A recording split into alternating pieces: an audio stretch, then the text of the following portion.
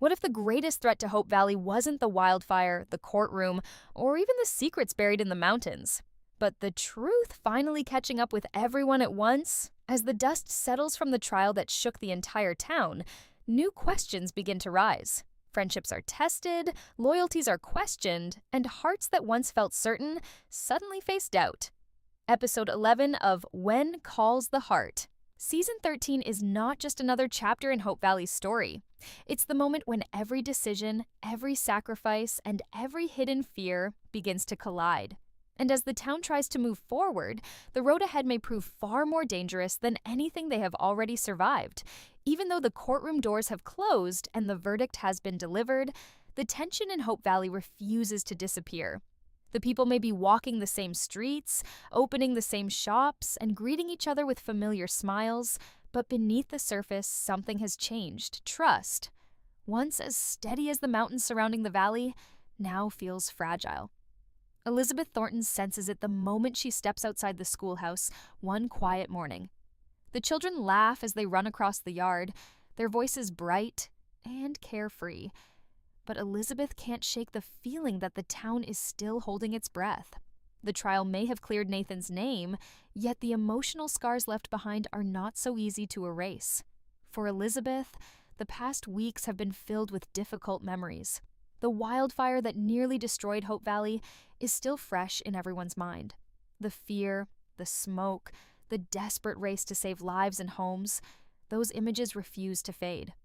But what troubles Elizabeth the most isn't the fire itself. It's the realization that even the strongest community can be shaken when doubt begins to creep in. Meanwhile, Nathan Grant tries to return to his usual duties as Hope Valley's constable. From the outside, he appears calm and focused, riding through town and checking in on the townspeople as he always has. Yet inside, Nathan knows the trial has changed something within him. Being accused of negligence, of failing the very people he swore to protect, left a mark deeper than he expected. Every time he passes the courthouse, he remembers the long hours spent defending his actions. Every whisper in town makes him wonder if everyone truly believes in his innocence, or if some doubts still remain. But Nathan isn't the only one struggling to move forward. Lucas Bouchard faces his own storm of uncertainty. As governor, his responsibility to the law demanded that the investigation into the wildfire move forward. Yet in doing so, he unknowingly placed his friends in the center of a painful public battle. Now Lucas finds himself questioning whether leadership sometimes comes with a cost too heavy to carry. From his office window, Lucas watches the town slowly return to normal. People greet each other in the streets, the cafe bustles with conversation, and the Valley Voice once again prints hopeful headlines. But Lucas knows the calm may only be temporary. The deeper questions about the wildfire, the land surrounding the ridge, and the choices made that night have not fully disappeared. And then there's Rosemary Coulter. If anyone in Hope Valley believes that the truth should never stay buried, it's Rosemary. As editor of the Valley Voice, she has been carefully gathering every detail about the wildfire and the trial. Not because she wants to reopen wounds, but because she believes the town deserves to understand exactly what happened. However, the more Rosemary investigates, the more she begins to realize that the story may not be as simple as everyone hopes. Certain details about the fire's origin still don't fully add up. Small pieces of information overlooked during the chaos of the trial are starting to form a troubling pattern. And if Rosemary is right, Hope Valley may not have seen the end of its troubles just yet. As the sun sets over the valley and the town prepares for another quiet evening, one thing becomes clear. The trial may have delivered a verdict, but the real story of that terrible night on the ridge is far from over. Because sometimes the greatest trials don't happen in courtrooms. They happen in the hearts of the people trying to move on. The next morning in Hope Valley arrives quietly, but the calm does not last long. Word begins to spread that several riders were seen near the northern ridge late the previous night. At first, the rumor seems harmless. Travelers often pass through the valley. But for Nathan Grant, the news immediately raises concern. After everything the town has endured, he knows better than to ignore unusual activity near the same area where the wildfire began. Nathan saddles his horse before sunrise and rides toward the hills. The morning air is cool, and a thin mist hangs over the valley trails.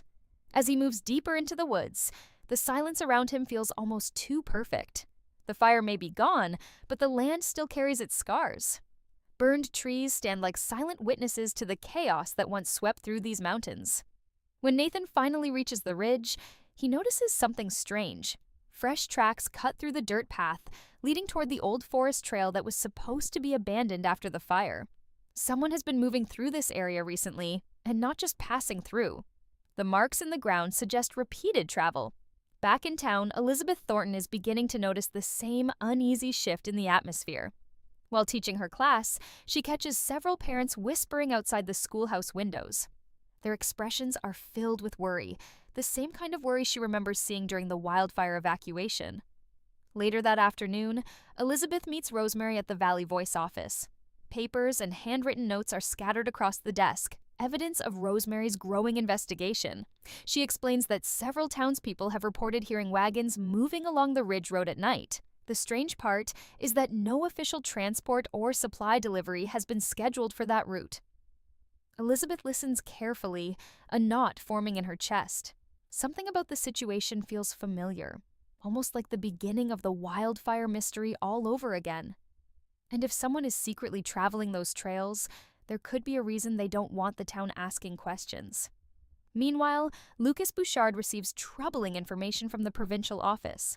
New reports suggest that land surrounding the ridge may contain valuable mineral deposits that were never officially documented.